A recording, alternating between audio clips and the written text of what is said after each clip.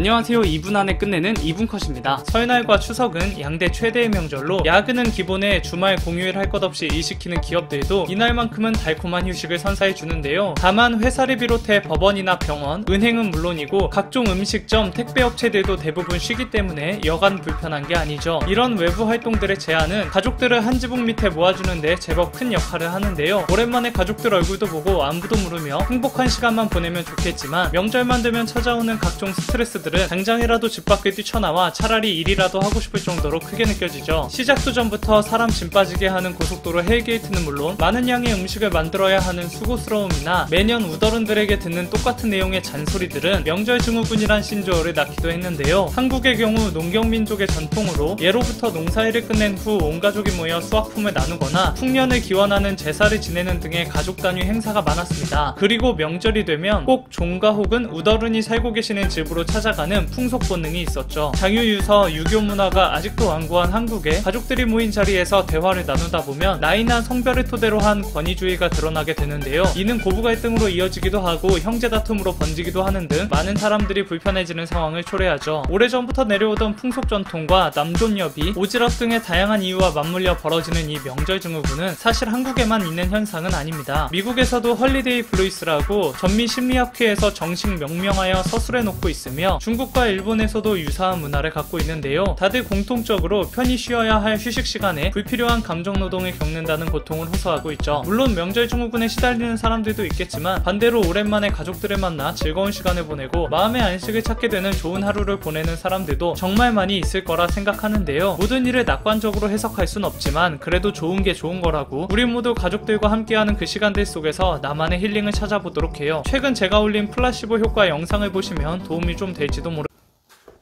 자, 이번 시간은 베드로전서 두 번째 순서로서 신자의 복종이라는 주제로 말씀을 나누고자 합니다.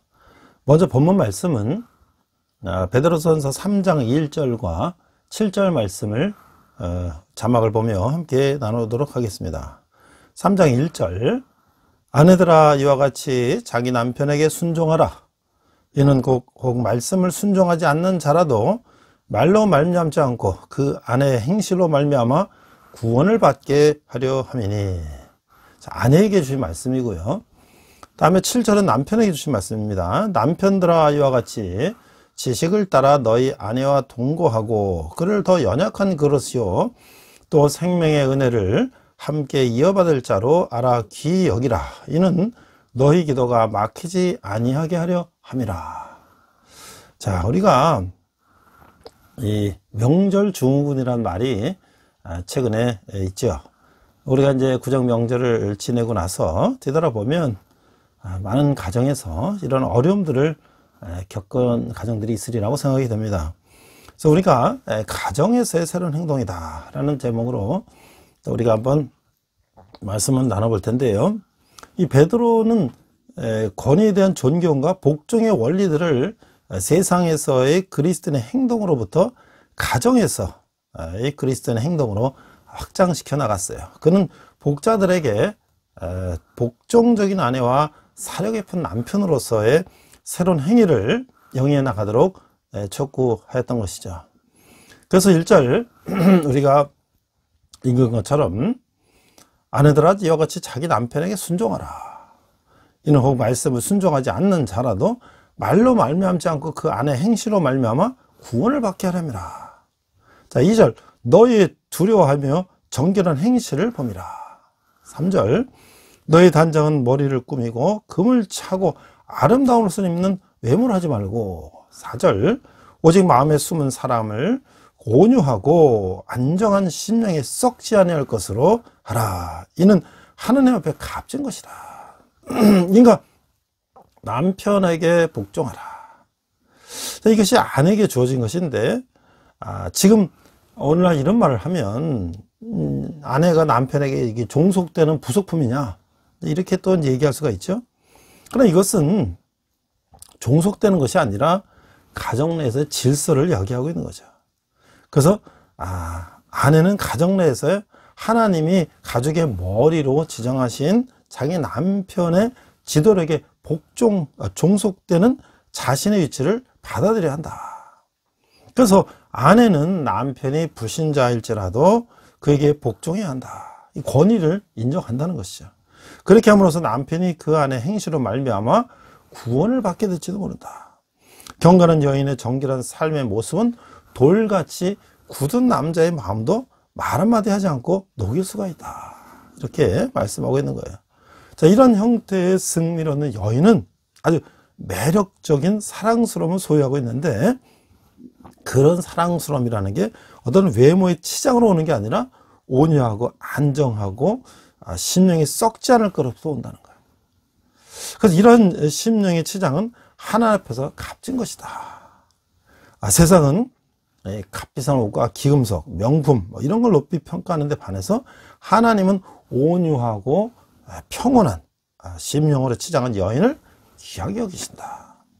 여기서 베드로는 여인들이 기금속이나 좋은 옷을 입어서는 안 된다고 한 것이 아니라 그리스도인인 아내들은 거치장을 진정한 아름다움의 원천으로 생각해서는 안 된다라고 말씀하고 있는 것이죠.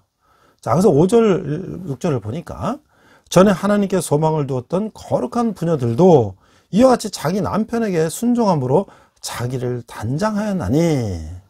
6절, 사라가 아브라함을 주라 칭하여 순종한 것 같이 너희는 선을 행하고 아무 두려운 일에도 놀라지 아니하면 그의 딸이 된 것이니라.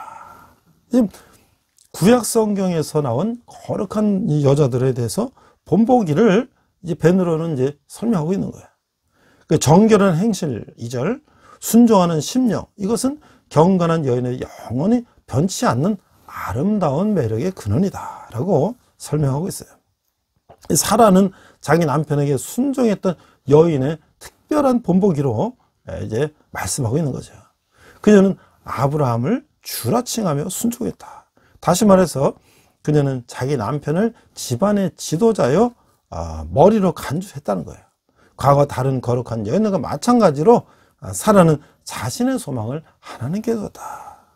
자, 이런 종류의 삶을 사는 여인들은 사라의 영적 유산을 물려받게 된다. 그래서 너희는 선을 행하고 아무 두려운 일에도 놀라지 아니하면 그의 딸이 된 것이다. 이게 이런 사라의 영적 유산을 물려받게 된다. 순종함으로써.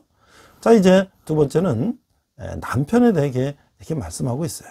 7절 보니까 베드로는 그리스도인의 남편들에게 권고하여 그들 아내들에게 두 가지 사랑의 선물을 베풀라고 한다. 그 뭐냐면 이해심과 귀하게 여깁니다. 7절 남편들아 이와 같이 지식을 따라 너희 아내와 동거하고 그를 더 연약한 그릇이요 또 생명의 은혜를 함께 이어받을 자로 알아 귀하게 여기라. 이는 너희 기도가 막히지 아니하게 하려 함이라. 자, 지식을 따라, 그러니까 여성들에 대한 남편으로서 영적, 감정적, 육체적 필요를 잘 이해하여 생각해 줘야 한다. 그래서 바울도 자기 아내를 보호하고 돌볼 남편의 의무에 대해서 그리스도께서 교회에게 함과 같이 라고 에베소 말씀을 인용해서 하고 있는 거예요. 또 남편들은 또한 자기 아내를 연약한 그릇으로 알아 귀히 여겨야 한다. 그러니까 연약한이라는 것은 육체적 또는 감정적 연약성을 지칭하는 것이지 이것이 어떤 뭐 지적 열등함 이런 건 아니라는 것이죠. 그러니까 아내들은 또한 하나님의 생명의 은혜를 함께 이어받을 자라는 거예요. 만일 베드로가 여기서 그리스도인 아내를 가진 그리스도인 남편들을 대상으로 말한 것이라면 생명의 은혜는 구원을 지칭하는 것일 수 있다. 자, 하지만 이 권고가 구원받지 못한 아내를 가진 그리스도인 남편들에게 하는 것이라면 그건 뭐예요? 생명의 은혜는 육체적 생명의 은혜를 함께 나누는 것을 의미할 것이다. 자기 아내에게 관심을 가지고 귀히 여기지 않는 남편들은 그들의 기도가 응답될 것을 기대할 수가 없다. 이렇게 말씀하고 있는 것이죠. 그러니까 남편과 아내가 서로 연합하는데 아내는 남편에게 순종하고 남편은 연약한 아내를 사랑하고 귀히 여기라. 이것이 베드로를 통해서 하나님께서 우리에게 말씀하시고 있는 것이죠. 자, 두 번째는 이제 불의에 대해서 얘기하고 있어요. 불의. 때로는 베드로는 박해가 일어날 때 불의에 대한 올바른 반응은 축복을 가져온다. 그러니까 그 그리스도와 노아의 경우를 들어서 이 불의에 대해서 우리는 어떻게 반응할 것인가를 설명하고 있어요. 8절 마지막으로 말하느니 너희가 다 마음을 같이하여 동정하며 형제를 사랑하며 불쌍히 여기며 겸손하며. 9절 악을 악으로 욕을 욕으로 갚지 말고 도리어 복을 빌라. 이를 위하여 너희가 부르심을 받았으니 이는 복을 이어받게 하려 하심이라. 이렇게 말씀하고 있어요. 10절 그러므로 생명을 사랑하고 좋은 날 보기를 원하는 자는 혀를 금하여 악한 말을 그치며 그 입술로 거짓을 말하지 말고. 11절 악에서 떠나 선을 행하고 화평을 구하며 그것을 따르라. 12절 주의 눈은 의인을 향하시고 그의 귀는 의인의 간구에 기울이시되 주의 얼굴은 악행하는 자들을 대하시니라 했느니라. 자, 여기서 이제 보면 어떤 특정 집단에 말하기보다는 베드로는 이 독자들에게 이제 일반적으로 말하고 있는 것이죠. 이 당시 어때요? 이 적대적인 이교도들, 뭐 로마를 비롯한 이런 적대적인 이교도들 가운데서 어떻게 평화롭게 살아야 되는가라는 것을 이제 시편 34편을 인용해서 설명하고 있는 것인데, 약간 세 가지 점을 강조하고 있다. 첫째 뭐냐면 생명을 사랑하는 자는 혀를 금하여 악한 말을 하지 말라. 그래서 그리스도인들은 동정하고 형제를 사랑하고 불쌍히 여기고 겸손해야 된다라고 말씀하고 있어요. 두 번째 보니까 악을 악으로 갚지 말라. 그래서 이 베드로는 그릇된 처우에 대해서 그릇된 방법으로 되갚지 말아야 된다. 그래서 예수님도 이런 말씀을 우리에게 하셨죠. 마태복음 5장 39절에 보면 누구든지 내 오른뺨을 치거든 왼편도 돌려대라. 그러니까 이 불의에 대해서 불의한 방법으로 대응하지 말라. 자, 그래서 세 번째 보니까 그리스도인은 악을 되돌려 갚기보다는 화평을 구하며 따라야 한다. 자, 화평은 모욕을 당했을 때에 좋은 말을 해주는 것을 의미한다.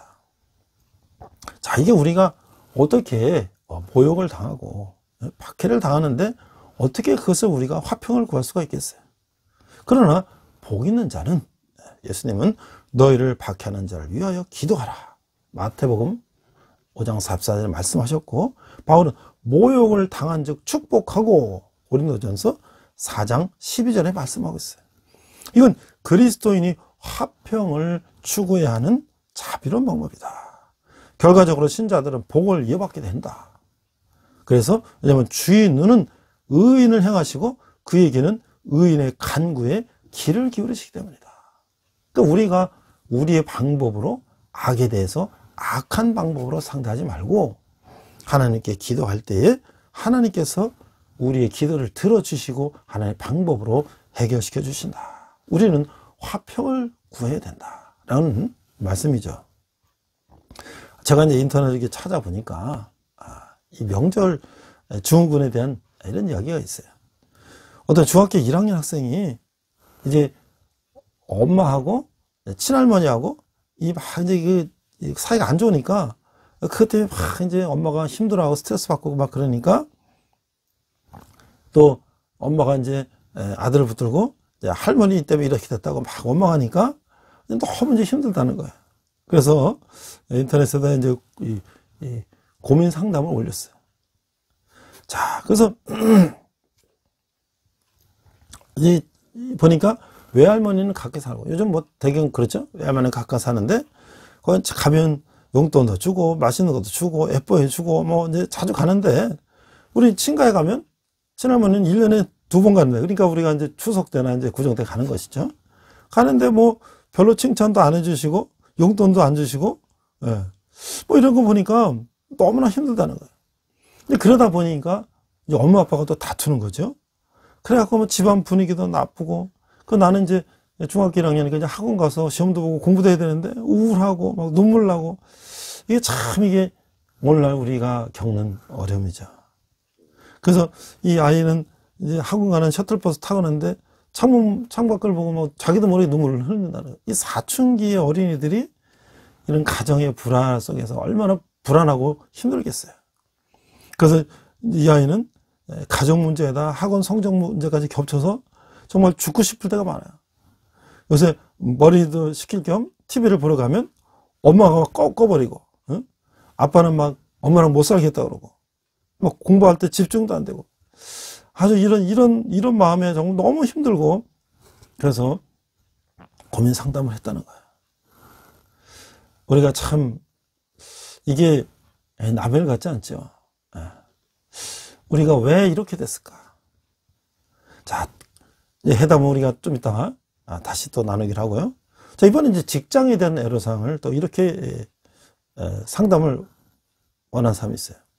안녕하세요. 저는 직장생활 9년 차 20대 후반입니다. 남자입니다. 군대 전역하고서 9년 동안 일해왔습니다.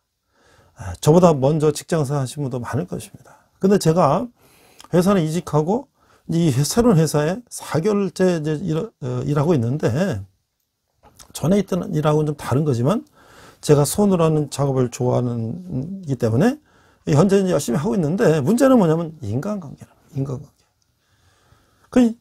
이에서 너무 힘들다는 거예요. 왜냐면 자기와 함께 일하는 분들이 자기는 경력차가 한 15년 난다는 거예요.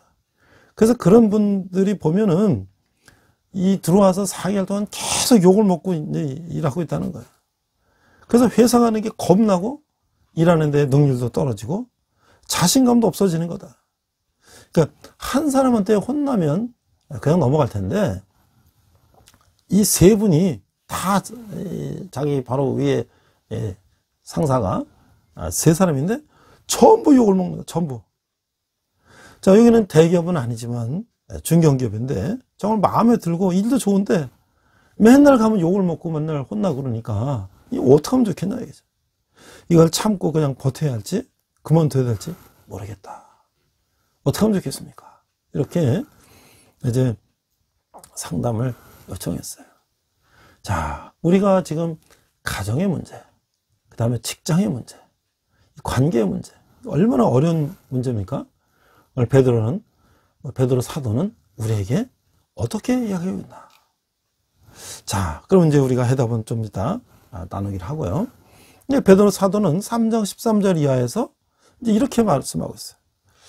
깨끗한 양심을 가져야 된다. 자, 이 신자들이 평화롭게 살고자 하는 갈망과 선행을 하고자 하는 열심에도 불구하고 이 박해가 일어났다. 왜? 이 로마나 여러 가지 박해가 있잖아요. 그러니까 베드로는 무고한 고난에 대한 올바른 반응은 축복을 가져온다. 그래서 어떻게? 깨끗한 양심을 가지고 살라. 그래서 13절에 보니까 너희가 열심으로 선을 행하면 누가 너희를 헤아려. 그러나 이를 위하여 의를 위하여 고난을 받으면 복 있는 자니. 그들이 두려워하는 것을 두려워하지 말며 근심하지 말고. 자, 그러니까 누가 너희를 헤아려. 그러니까 우리가 비록 대적들의 육체적 고통과 물질적 어려움을 통하여 열심으로 선을 하는 자들을 괴롭힌다 할지라도 그리스도에게 속한 자들에게는 실질적으로 아무런 해도 끼치지 못한다. 따라서 비록 고난이 생긴다 할지라도 그리스도인들은 복이 있으며 따라서 두려워하지 말아야 한다. 이런 말씀이에요. 그리스도인들은 사람들이 그들에게 행할 수 있는 것을 두려워해서는 안 된다라고 말씀하고 있는 거예요. 자, 15절 보니까 너희 마음에 그리스도를 주로 삼아 거룩하게 하고 너희 속에 있는 소망에 관한 이유를 묻는 자에게는 대답할 것을 항상 준비하되 온유와 두려움으로 하고. 자, 그리스도인들은 자신의 마음에 그리스도를 주로 삼아야 한다. 그 결과 그리스도인들은 그리스도를 향한 자신의 소망에 관한 이유를 항상 준비해야 된다. 그래서 이 베드로전서는 소망의 책이다. 그와 같은 구두 변론은 자신들의 구별된 행동과 일치를 이루어야 된다. 자, 16절에 보니까 선한 양심을 가지라. 이는 그리스도 안에 있는 너희의 선행을 욕하는 자들로 그 비방하는 일에 부끄러움을 당하게 하려면. 그러니까 우리가 선한 양심을 가지면 우리의 착한 행실에 대해서 욕하는 자들로 그 비방하는 일에 부끄러움을 당하게 될 것이다. 그렇기 때문에 신자는 거만한 태도를 행해서는 안 되며 온유와 두려움으로 행해야 된다. 이 박해의 직면에서도 두려워하지 않는 그리스도인들은 그리스도에 대한 자신들의 신앙을 공손히 증거할 수가 있다고 하는 것이죠. 그러고서도 그들은 선한 양심을 지켜야 한다. 베드로는 아마도 그 자신의 두려움 때문에 온유하지도 않고 경외를 파지도 못하는 말로 그리스도를 부인했던 일을 은연중에 의식하고 있는 거예요. 뭐예요? 베드로는 예수님을 3번 부인했잖아요. 그러니까 자기가 그런 두려움 때문에 온유하지도 않고 경의를 포하지도 않는 예수님을 부인했던 그러한 상처가 있기 때문에 그는 이런 말씀을 하고 있는 거예요. 겸손하고 온유하고 선한 양심을 가져야 된다. 물론 예수께서 다시 부활하시고 오셔서 베드로에게 내 양을 먹이라 하고 이제 같이 식사하시면서 그걸 용서해 주셨지만 그는 평생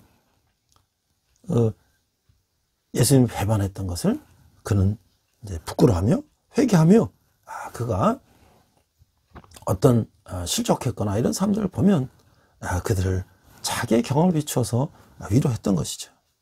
자, 17절 보면 선을 행함으로 고난받는 것이 하나님의 뜻일진데 악을 행함으로 고난받는 것보다 나으리라. 그러니까 베드로는 선을 행함으로써 고난받는 것이 그들에 대한 하나님의 뜻일지도 모른다는 사실을 말하고 있어요. 그 앞으로 말한 바와 같이 그는 하나님의 앞에서 아름다움에 따라서 악을 행함으로써 고난받는 것보다 낫다. 18절 이제 말씀을 마무리합니다.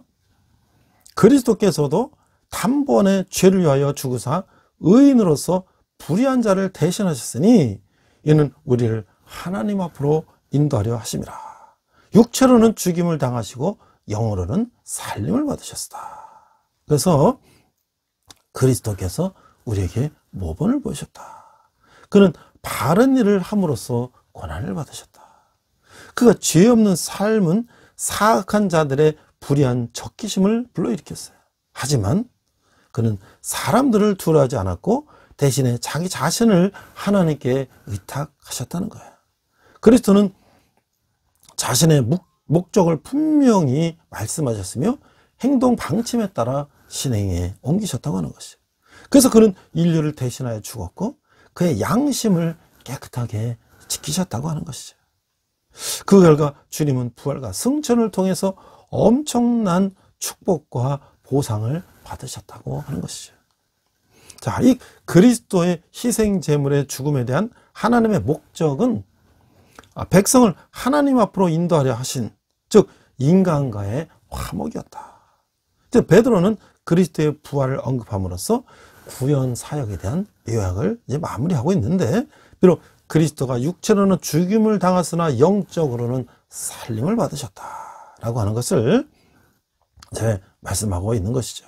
자, 그러면 이제 우리가 앞으로 다시 돌아가서 이제 가족 간의 화목과 직장에서의 이제 그런 어려움들을 이제 중학교 1학년 학생이 상담을 이제 시작했잖아요.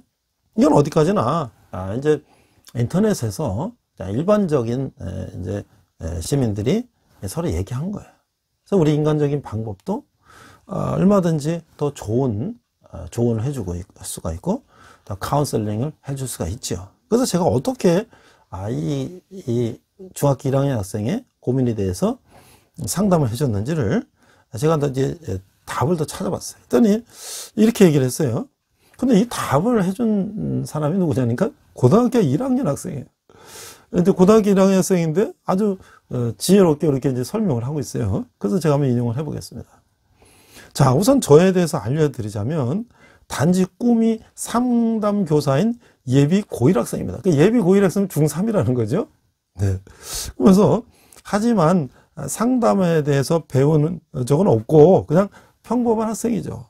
그래도 학교에서 친구들이 고민 같은 것을 저한테 말하면 제가 그냥 대충 이렇게 제가 해결해 줍니다. 보니까 아마 이 학생이 그런 은사가 있는 것 같아요.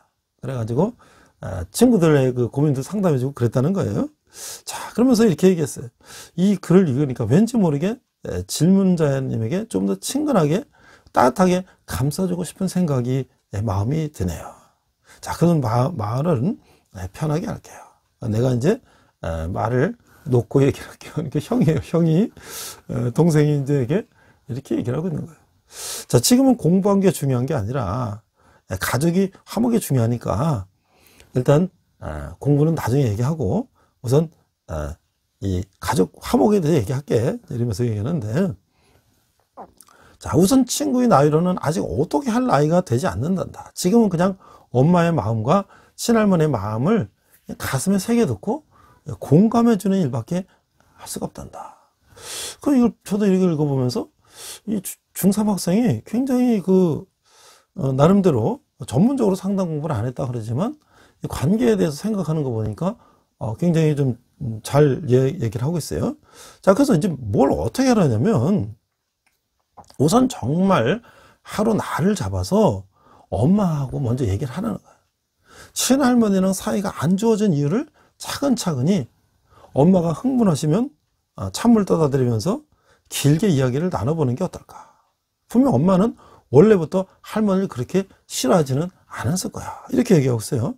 그래서 엄마가 조금씩 입을 열어서 이렇게 된 이유를 알려주시면 고개를 끄덕이면서 최대한 엄마의 입장에 서서 공감을 해드려야 된다. 엄마 눈에서 눈물이 흐르면 휴지로 닦아드리고 정말 진심으로 진지하게 사랑으로 엄마의 말씀을 드려야 한다. 엄마와 대화가 끝났으면 얘는 이제 할머니랑 얘기를 하는 거야. 할머니랑. 그런데 전화가 아니고 할머니를 뵐 일이 생기면 직접 엄마와 1대1로 대한 것처럼 할머니 입장에서 공감하고 가슴으로 사랑으로 할머니의 말씀을 들어보려는 거예요. 그래서 이렇게 된다면 이제 친할머니 엄마하고의 관계 속에서 그런 어려움을 듣고 또 할머니의 관계 속에서 어려움을 들어서 서로 할 수가 있게 됐으니까 그 관계를 화목시켜야 되겠다. 그렇죠? 세 번째 단계는 그래서 이제 엄마와 할머니를 이제 셋이서 한 곳에 만나 두 분을 화해시킬 수 있는 그 자리를 한번 만들어 봐라는 거야. 거기 뭐 이렇게 특별히 먹을 것도 필요 없고 뭐 상차릴 것도 없고 그냥 셋이 있으면 된다. 이게. 그래서 이렇게 모여서 이야기하는데 두 분 다 진심으로 서로의 마음을 알아가려 한다면 그렇게 큰 어려움 없이 서로를 화해시킬 수 있을 것 같다.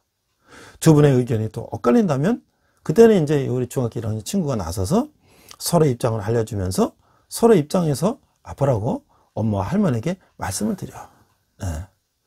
뭐 근데 여기서 또 이렇게 팁을 줬어요. 솔직히 이럴 땐 큰 소리로 말하는 게 좀 멋있어 보여. 뭐 이렇게 하면서 그리고 우리 친구가 생각하지 못한 부분이 있는 것 같은데 친구의 아빠 심정 어떨까? 친구에게 친할머니지만 아빠에게는 엄마야. 세상에서 가장 사랑하는 자식이 보는데도 보란듯이 세상에서 가장 사랑하는 마누라와 세상에서 가장 사랑하는 엄마가 싸우고 있는데 아빠에게 먼저 다가가서 아빠의 마음도 좀 치료해드리고 그럼 아빠도 너의 마음을 치료해 주실 거야. 자, 겉으로는 이혼이고 사랑이 식어버렸지만 처음부터 그렇지는 않았을 거잖아. 서로가 좋아서 결혼을 했을 거니까. 자, 그래서 친구가 생각해도 그렇지? 뭐 이렇게 하면서 서로 감싸 안고 이해하고 이렇게 얘기를 하다 보면 아마 자신도 모르게 펑펑 울면서 이제 서로가 마음속에 있는 것들을 꺼낼 수 있을 거라는 거예요. 자, 그래서 제가 이걸 보면서 이 중재자는 누군가? 이 중재자는 누군가? 이 중재자는 엄마한테는 아들이요, 남편한테는 아들이요, 할머니한테는 손자잖아요. 다 귀한 그 관계 속에는 누구에게나 가장 다 귀한 존재인 이 손자와 아들이 중재자를 하는 것이잖아요. 오늘 우리에게 중재자는 누구신가? 예수 그리스도. 예수 그리스도를 통해서 우리가 모든 화해가 가능하다. 그래서 이제 이런 인간적인 모습을 통해서 관계를 회복하는데 그러니까 예수 그리스도 함께 하신다면 더 원활하게 될 것이다. 이렇게 생각을 해요. 자, 두 번째 보니까 또 이제 아까 직장 생활에 어려움이 있다는 또 상담이 있었잖아요. 그래서 제가 또 이렇게 한번 찾아봤어요. 그래서 이렇게 대답을 했어요. 안녕하세요. 저는 인천 어디 사는 미용학원에서 근무하는 누구입니다. 그래서 정말 남의 일 같지가 않아요. 이게 다 평범한 사람들이 이 고민에 대해 상담해주고 하는 거예요. 그것도 보니까 또 이분이 전문적으로 무슨 상담을 공부한 건 아니지만 또 제가 읽어보니까 나름대로 또 이해가 가는 또 얘기를 했어요. 자, 그래서 정말 남의 일 같지가 않네요. 저도 그 마음 잘 알고 혼자서 많이 울고 속상해하고 마음고생 많이 했었거든요. 질문자님의 마음이 정말 와닿네요.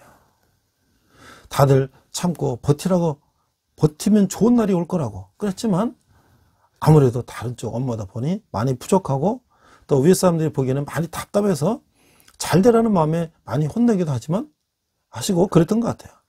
자, 많이 혼내시다가도 이제 점점 시간이 지나면 업무도 많이 자리 잡혀가고 익숙해질 때쯤 되시면 다독거려 주시고 많이 챙겨 주실 거예요. 그때까지만 버티면 좋지만 본인과 맞지 않는 사람들이 있는 법이고 자기 거기에 있음으로써 마음고생이 심하고 정신적으로 육체적으로 너무 힘드시다면 정말 참기 힘들다면 이직하는 것도 괜찮다고 봅니다. 그래서 업무적으로 혼나는 건 괜찮지만 회사에서도 힘든 점을 털어놓고 조언을 얻을 수 있는 분이 있으시면 괜찮겠지만 정말 너무 힘들고 뭔가 마음이 병이 들 것 같은 그런 상황이 오면 이직하시는 것도 좋다고 생각합니다. 자, 이게 아주 두 가지잖아요. 그렇죠? 두 가지. 처음에는 버티고 버티다 보면 일이 익숙해지면 상사들도 이제 인정을 하게 될 것이고 본인도 그 고비만 넘기면 이제 안정적으로 갈 수가 있다. 그런 첫 번째 조언과 두 번째는 그래도 계속 그게 너무 힘들고 마음에 상처가 되고 어려움이 계속 지속되면 뭐 어쩔 수 없이 차라리 그 직장을 그만두는 게 낫지 않을까. 이런 또 조언을 한 거예요. 자, 우리가 직장 생활을 해보면 그렇지 않습니까?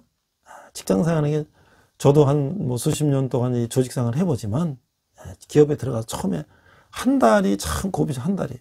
이거 뭐 새벽까지 가서 적응한다는 거 쉽지 않고 또 한 달을 또 넘겨요. 그렇죠? 그러면 또 한 3개월쯤 또 고비가 와요. 내가 이걸 해야 되나 말아야 되나. 또 그걸 또 넘겨요. 그러다 보면 또 한 1년대쯤 또 고비가 또 와요. 또 그러다 또 지나면 한 3년대 고비고 항상 고비가 오죠. 저도 직장 생활하면서 그 직장에 받는 그 압박감과 스트레스 때문에 오늘 그냥 제가 하루 직장 가는 게 정말 이게 뭐 정말 이런 표현까지 들 정도 있어요. 내가 이 도살장에 끌려가는 소처럼. 그렇죠? 아주 어렸을 때 이게 어렸을 때 직장 생활 처음 할 때 정말 힘들었던 그런 시절에는 그런 것도 있어요.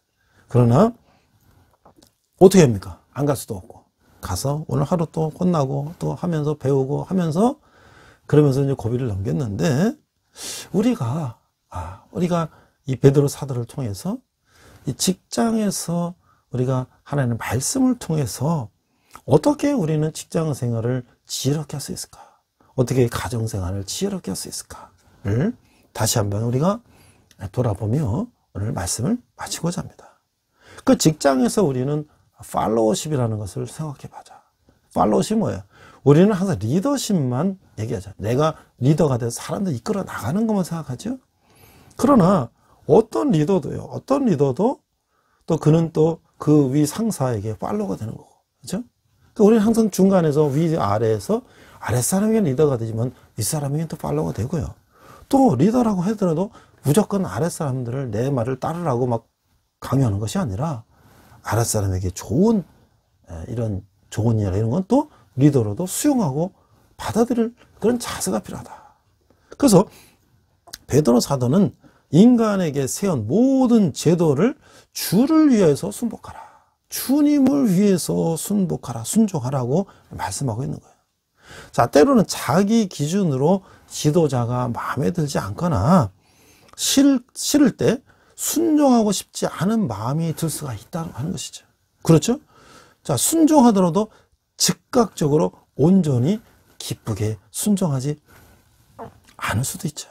그러나 하나님은 까다로운 지도자라 할지라도 하나님을 두려워하며 즉각적으로 순종하라고 명령하고 있다고 하는 것이에요.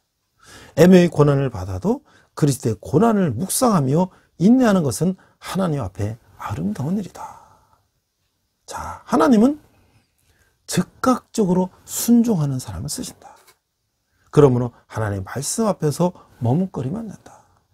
하나님의 말씀에 순종하는 것보다 오히려 지도자에게 순종하는 것이 더 어려울 때가 있다. 그렇죠? 우리는 하나님의 말씀을 순종하는 것은 순종하는데, 그러나 오히려 지도자에게 순종하는 건 어려울 때가 있다. 자, 그래서 순종하라. 즉각적으로 온전히 기쁘게 순종하라. 지도자의 판단이 계속 틀리다면 하나님께서 그를 옮기실 것이다. 순종한 결과가 명확하게 불의에 속한 일이 아니라면 순종해야 된다. 여기서 이 말이 중요하죠. 순종의 결과가 명확하게 불의에 속한 일이 아니라면 순종해야 된다. 저는 여기서 두 가지를 강조하고 싶어요. 첫 번째는 이단적인, 우리 하나님에게 거슬리는 명령에 대해서는 우리는 순종해서는 안 된다. 이단의 명령에 우리가 정상적인 그리스도인이 순종해서는 안 된다. 두 번째, 불의한 명령에 대해서는 순종해서는 안 된다. 지금 매스컴에서 떠들썩한 게 뭡니까?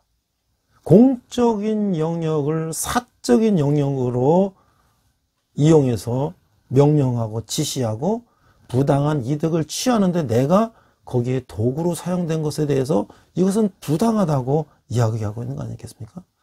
그것은 분명히 다른 거라고 생각해요. 그러나 우리가 육체적인 고난, 감정적인 어려움, 관계의 어려움, 이런 것들은 하나님께 기도하며 우리가 순종하고 때를 기다리면 하나님의 방법으로 하나님의 계획 안에서 우리에게 좋은 관계를 이루어줄 것이다. 오늘 본문 말씀 아내들에게, 남편들에게, 또 우리가 조직에서, 관계에서 순종하라고 하는 하나님의 말씀을 다시 한번 생각하면서 제 자신을 돌아보고, 이제 우리가 또 명절 증후군이라는 이런 걸 겪으면서 어떻게 그러면 이것을 우리가 변화시키고 극복해 나갈 것인가. 결국 자기 자신을 내려놓고 하나님의 뜻을 받아들여 우리가 서로 순종하는 것이 아름다운 관계를 회복하는 것이 않나.